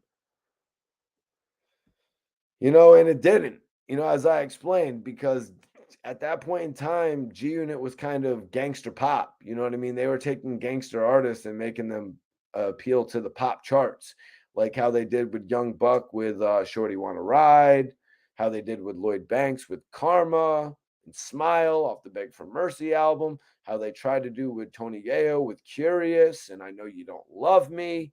You know what I'm saying? This is really what G-Unit was doing. I really, that's how I labeled it back in the day. Someone tell me if the genre is off. I called it gangster pop. You know what I mean? Imagine Gilly was on G-Unit, you guys. Every time Gilly's verse came on, people would be like, this is different. Why? Because everyone from G-Unit is Queens artists.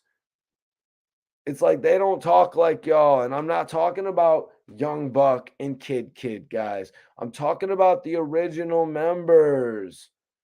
So 50 ended up playing the music for the top execs, and they said, this isn't in the club. They said, I don't know if this is going to work. I know what you're saying, 50. I hear what you're saying, 50. But these are execs, and these guys are hearing all types of music. So this music didn't really floor them. You know what I mean? From what 50 is saying, it's not like when Bobby Shmurda played Hot Boy for Epic. From what 50 is saying, he had to actually appeal to them to see the superstar potential that he knew was there. The execs saw it firsthand with Bobby Shmurda, but they didn't meet Gilly face to face. Meeting and signing Bobby Shmurda was a no-brainer, and Bobby Shmurda didn't have nobody walk him in the office. He did that himself. So basically they said the song's kind of average.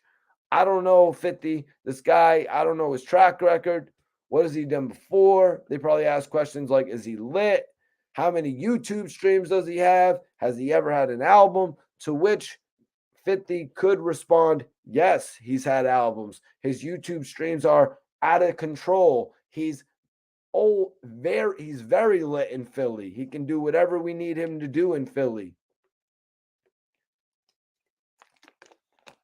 And those are some of the reasons apparently why Gilly wanted more. 50 said, but if you sign him, I will give him my full support. Just like 50 recorded on Fire. Just like 50 did the intro on Let Me In at the beginning of the video. Little intro. Just like he did the first two hooks of what was it called? How We Do and Hate It or Love It. Just like he did the hook of So Seductive. All these different records that 50 Cent pretty much gift wrapped for his artist. 50 was pretty much saying he was going to do the same for Gilly the Kid. He was going to jump behind his project. You know what I mean? For Gilly the Kid. Stand behind Gilly the Kid, you guys. 50 said, I will put the battery in his back. The executives said, okay, that changes things. Let's do it. If I co-signed it, they knew it was going to sell. We sent word back to let Gilly know there was a deal on the table with Interscope. Share this video one time, you guys. So, guys, all of a sudden it goes from he's not all that to you would be willing to work with him directly and co-produce this project? Now that's different. Because even Eminem, it's like, who is this guy Eminem? We're not so interested in Infinite. Infinite isn't all that. I don't see this working. A white rapper. Oh, wait. Dr. Dre? Dr. Dre, you're willing to get behind him? Dre, you're willing to give him beats and verses? This is going to work. Same thing. Do you guys notice something similar here? Like, no disrespect to Eminem, but let's be real. Who was dying to sign Eminem? Nobody, baby. He approached Fat Joe like 3 times. You know what I mean? Even Fat Joe said, this isn't going to work. I got Big Pun. I'm straight. And I'm not trying to hate. You know what I mean? I'm not trying to hate or anything like that. I'm just trying to keep it real when it comes to me speaking to y'all. You know what I mean? Eminem was rapping about his mom and, you know what I mean? All types of crazy shit like putting people in trunks. And you can't really blame Fat Joe because who would have thought it was going to work? You know, who would have thought it was going to work without the Dre beats or the features? You know, without those, Eminem would have been on Infinite Volume 8. Like Troy Ave is on Bricks in My Backpack, Part 32, with no deal. Eminem would have probably been in that situation. Let's be real. Gilly Da Kid had the streets on fire, but he did not have the labels willing to get behind him appropriately. Birdman, Jay-Z, and now 50 Cent. Cameron, you guys, was shopping J.R. Writer. Cam was shopping J.R. Writer for a deal. You know what I mean? And this guy's music was on every street corner. That's how Cameron marketed his artist. People were asking, you know, and then 50 told Interscope, I believe in him. So they said, this is going to work then. The same thing they said when Dr. Dre revealed he believed in Eminem. Bringing it back a little bit further, Snoop Dogg thought his rhymes were whack. Warren G brought his tapes to Dre. Snoop's throwaway rhymes, the rhymes he thought were corny, were literally the rhymes that got him signed. 50 said, I forgot how much they were offering, but I remember it being fair. Evidently, Gilly didn't see it the same way. Nah, F that, he replied when Kev told him the number. They got to give me $1 million to sign. I was surprised by his response, but out of respect for Kev, I went back and told the execs what he wanted. They felt it was out of line for someone without a track record. They were willing to bring him on, but not for $1 million outright. So wow, Gilly the Kid was going to get signed to Interscope Records. He was going to get signed to Interscope Records, not even as a part of the G-Unit, you know? And maybe some people would say, well, Mikey T, honestly, it's a big difference. Look at what Tupac signed to Interscope and Tupac signed to Interscope / Death Row. It's a big difference, Mikey T. Well, Tupac went #1 with just Interscope as well, would be one of my responses to that. But I agree. You know what I mean? If you're going to be on Interscope and Interscope / G-Unit, it's kind of a difference. You know what I mean? The game wasn't working on Aftermath Interscope. You know what I mean? The game wasn't working over there. A lot of projects with Dr. Dre have not worked. You know what I mean? Dre makes great music with these artists, but every great song is not going to be a smash hit. You know what I mean? So 50 forgot how much they were offering. Gilly said he wanted $1 million. Why would they bring Gilly on for $1 million if they didn't sell 1 million mixtapes? You know what I mean? 50, when 50 got signed to M and Dre, they had just released Guess Who's Back. Now we can talk all we want to talk about Power of the Dollar and how it was just messed up. The whole album got screwed up.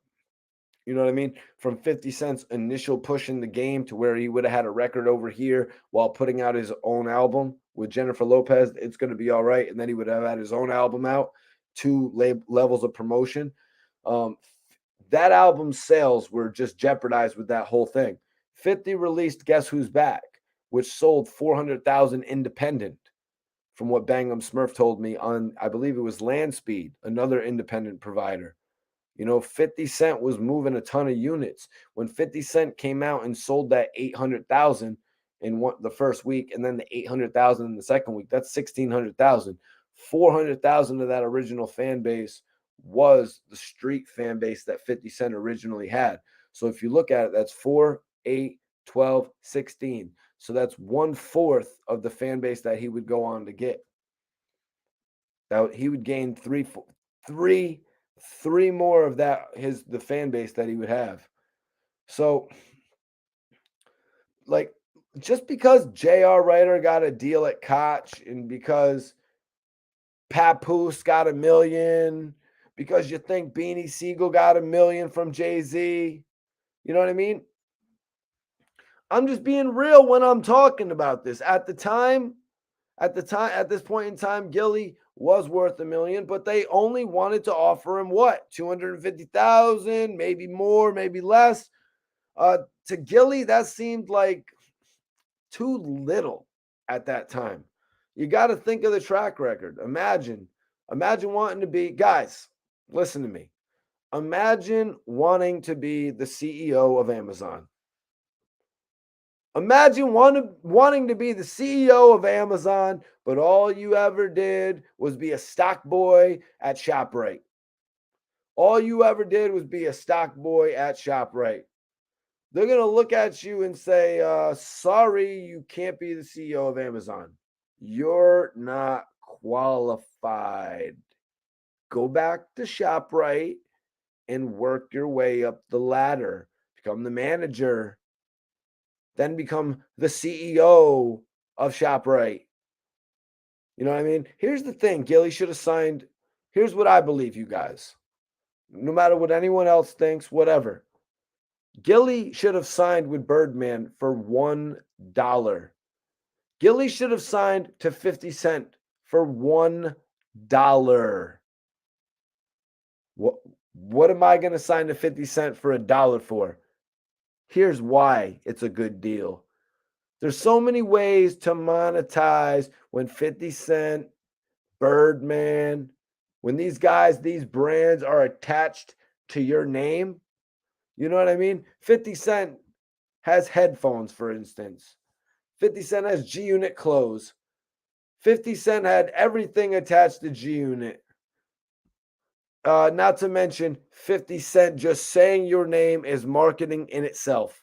The $1 million that you are going to go on to get from another label, the $1 million that you're going to go on to get from another label is going to be put into marketing so the general public can know who you are. So the general public can know who you are. That's what it's going to be put into. That same marketing could be done by 50 Cent for a fraction of the cost, if not free. Okay, 50 Cent's getting invited to MTV, BET. Let me bring Lloyd Banks with me. Let me bring Young Buck with me. Let me bring The Game with me. All these different artists get their moments, get their opportunities to meet people and shine. You guys hear what I'm saying, man?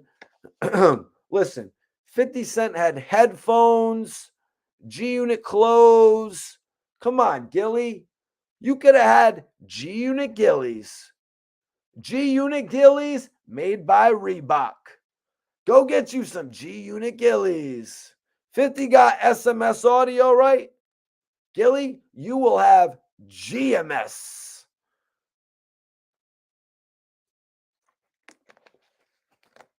$50 Cent saying, check out Gilly the Kid is free marketing. That's why I would have signed for $1. And you know what? Y'all can pay me in cents. $100. pennies. I'll literally give it to a homeless man when I walk out of here, like, may God bless you. It's not even about the money. You know what I mean? It's not even about the money. You know what I'm saying? It's really not about that. First of all, everybody should want to make their history and their legacy in this music business, first of all. You know what I mean? You guys are going to hear some very interesting details in my interview with Herb McGruff about Mace not being on Big L's debut album. You know what I mean? You're going to hear some very interesting stuff about that. But me, man, I want that old dirty money. I want that old dirty money that's been in circulation forever, baby. It's been in for circulation forever, ever. Forever, ever, forever, ever. Give me that old dirty money. 100 red pennies.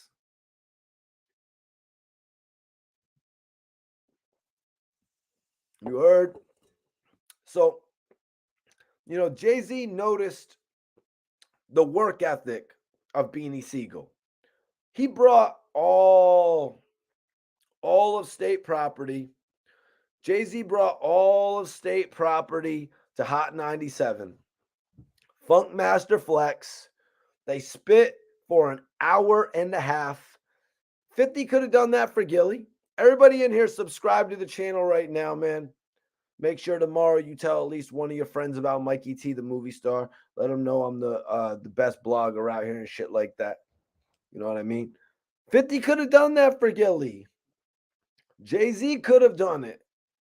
50 would say, yo, K-Slay, Flex, this is my new guy, Gilly, and he's going to spit for you.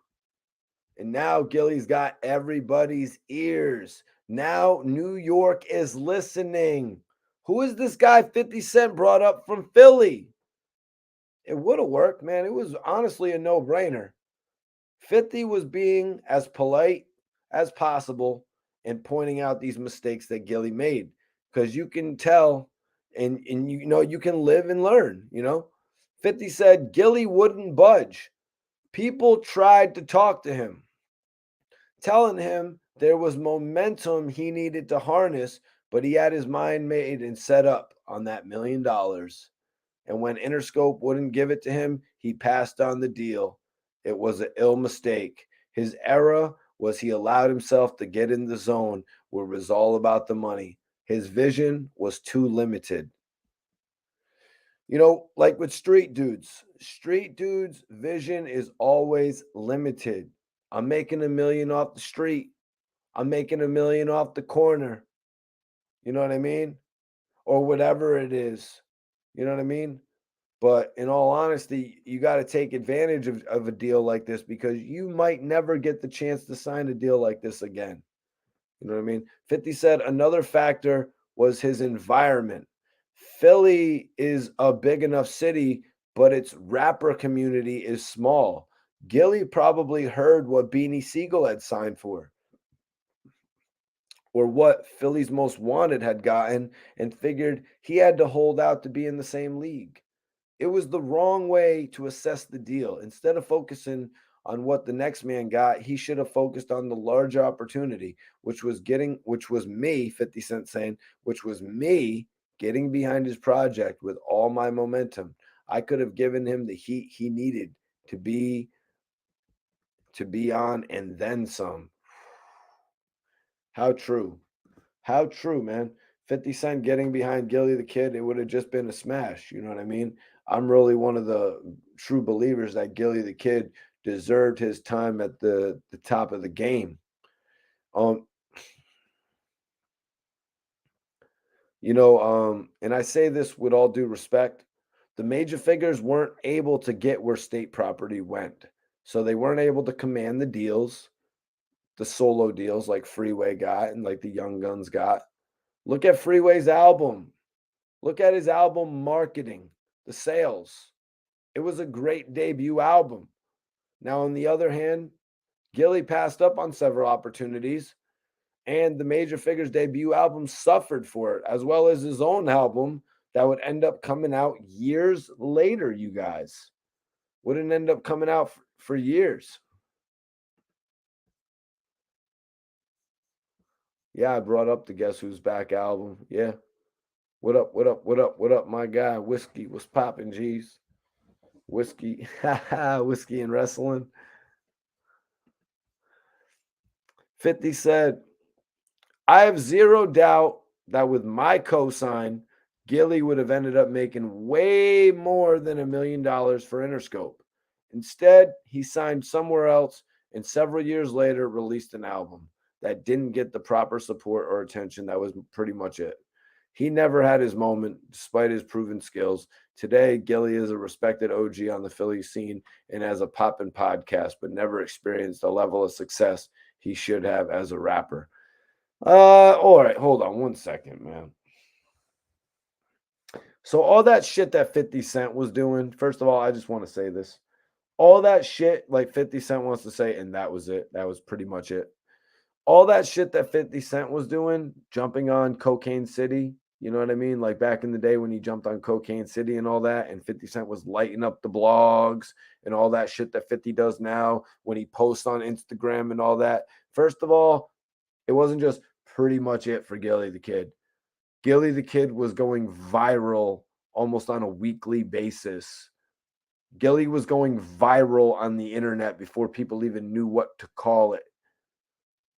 Just for being real, Gilly had all types of different heat behind his project. The Game released an album based on Jumping 40 Glock, Jesus Piece. Gilly the Kid he didn't have the right timing, and nobody 50 never wanted to jump on projects. Max B, 50 didn't want to save Max B's shit. Gilly the Kid, he didn't want to bring Gilly the Kid in. I'm sure there's others too. 50 didn't want to pay $2 million for Mace. So let's not bullshit ourselves here with all this pretty much it shit. Gilly the Kid giving people relationship advice was more popular than your dumbass Instagram post, because look where it landed him with a successful show that's being distributed by Barstool Sports. So it really wasn't pretty much it for Gilly the Kid. Gilly the Kid was doing Cocaine City-like appearances that you were doing every single week on the internet, going viral, popping off. So, like, let's just be real about shit like that, man. Like, pretty much it. Like, Gilly was going viral every week, and then he flipped his lane in like 2012 because he knew he had a voice. Gilly knows he's the voice of a generation. He's the, you know what I mean? The voice of the streets, the voice of the community. You know what I mean? So I just wanted to point that out there. You know, Gilly like said in one of my blogs that he's been relevant for like 20 years. And that's actually the case. I think it's more like 25 years now since we did that interview. It's gone from 20 years to 25 years of relevance. You know what I mean? But there's really Gilly ended up dropping an album with another label. As I said, it was Koch. They didn't promote it really well, and that's how his career in music ended up playing out. You know, he has a major podcast now, but there's no doubt in my mind that Gilly would have been one of the best rappers to ever do it because he has that charisma. I don't know why it didn't work, you know? His career was honestly supposed to work. Gilly in his wildest dreams didn't think he would be a podcaster, you guys. But ultimately, things worked out for Gilly the Kid, you know. 50 said he spoke about his deal with Eminem, you know what I mean? He said, when we look back at how I evaluated the Eminem deal, notice all the positives I focused on: elite talent to work with, a lack of internal competition, and access to a new fan base. Now, notice what I didn't mention: money. I knew whatever we agreed on would ultimately be irrelevant compared to what I would earn long term. Yeah, 50 went into that situation very positive, you guys. You know what I mean? You got to look at the bright side of a situation every time, man.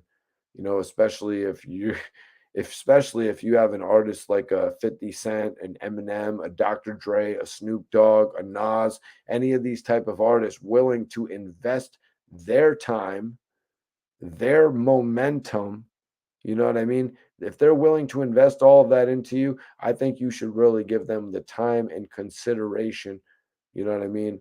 And the right to actually make decisions, you know what I mean? The right to actually come in and work with you 50 in a 50-50 effort, you know what I mean? Especially if they're going to give up a few days of their week to actually do that. Like, yo, I'm going to come on and I'm going to executive produce your project.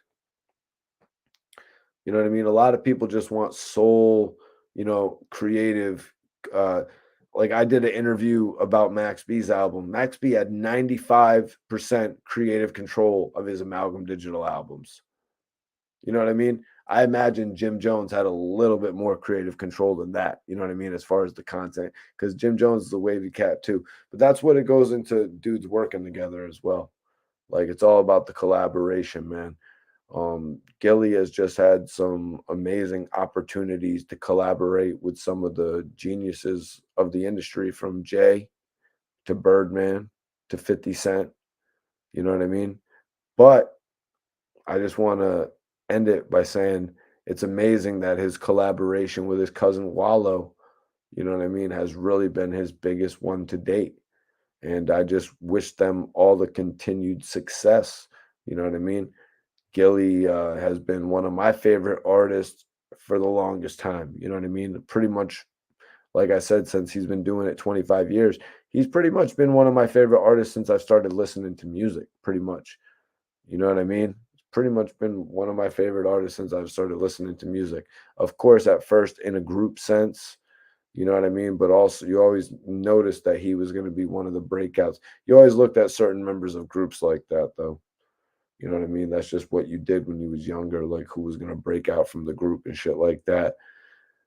Yeah, I appreciate everybody watching this video. I want y'all to follow me. Make sure you follow me. The link is in the description. Whoever follows me right now, I'm gonna follow y'all back on the gram. Whoever follows me right now, I'm gonna go on Instagram and literally follow y'all back right now. I'm gonna check out the poll. Everybody vote in the poll right now. If you haven't, I'm about to end the poll, you guys. What's going on with the poll? So, do you think Gilly the Kid should have let 50 Cent mentor him? Was the poll. 48% of the chat says yes, G-Unit would have been the wave. 12% say no, he should have signed with Jay-Z. And 40% say Gilly did just fine alone. I love the response to the poll, you guys. I like giving y'all an opportunity to interact. You know what I mean? If anybody ever has any questions, I'll stop a video immediately if you send in a super chat to ask a question. It could pertain to anything if you're going to send a super chat, obviously, but I just ask that you do kind of try to follow the script of what we're talking about as well, because I love having everybody, interact with the conversation.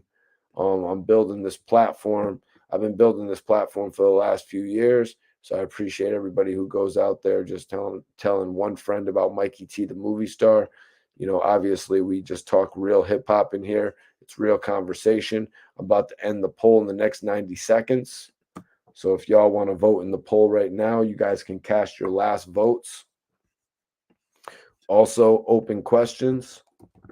It's open question time right now. If anybody has any open questions before, this is the Mikey T, the movie star podcast.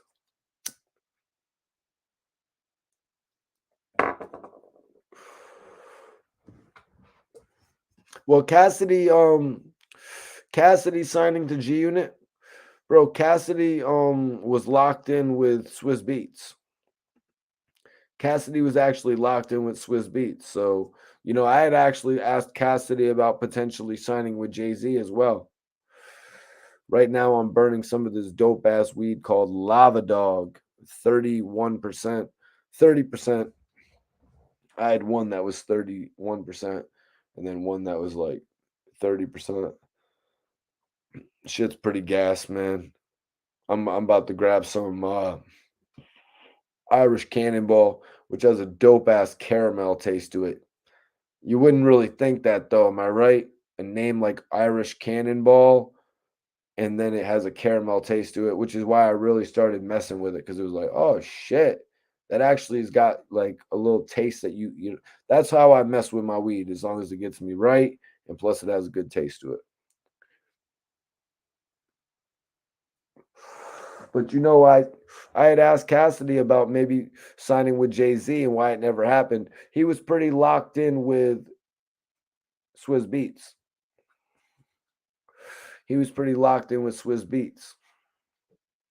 Oh, damn, that sounds like some fuego then, man, tasting like Sprite. But yeah, it was an epic live today. I want everybody in here to go check out my interviews with Kid Kid. Kid actually spoke on the J Hood situation. Kid actually spoke on getting arrested in front of 50 Cent when he was performing at the freshman concert. Go check out both of those exclusives, man. Check out my interview with Smart. That's one of my dopest new interviews. And also Turk speaking on the breakup of the Hot Boys, man. That shit just hit over like 50,000 views. We're going crazy out here with this content, man. I'm not stopping, man. 2023 is my year, baby. New interviews all year. New interview with Herb McGruff, and it's historical as hell, you guys. It's historical as hell, man. I'm about to get out of here. Make sure you subscribe to the channel. Again, whoever follows me on Instagram right now, whoever in here follows me on the gram right now, you're getting the follow back. Yeah, those Mike Tyson raps are dope, man. You're talking about the Mike Tyson cigars. Peace, everybody. Peace. Appreciate y'all, man. Make sure